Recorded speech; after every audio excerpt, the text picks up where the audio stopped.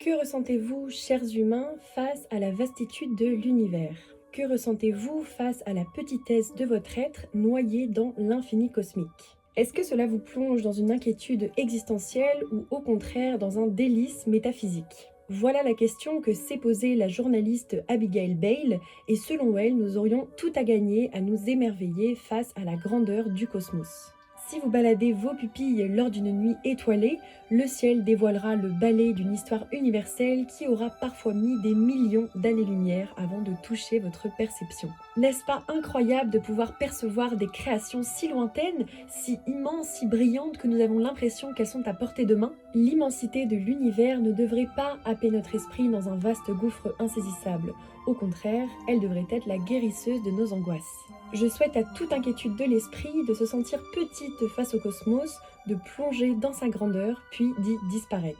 Le journaliste Oliver Buckerman décrit cela comme la thérapie de l'insignifiance cosmique.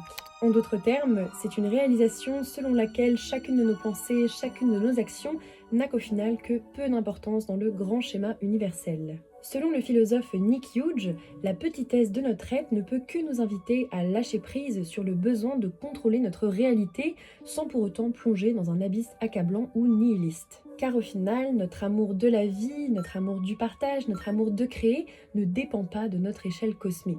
Apprécions alors cette insignifiance, cette fragilité pour apprendre à notre esprit que ce qu'il y a de plus précieux est à notre portée. C'était Maggie's Planète, une chaîne sur laquelle on explore les merveilles de l'univers et de l'esprit à travers la science et la philosophie. Et moi je vous dis à très vite pour une nouvelle vidéo.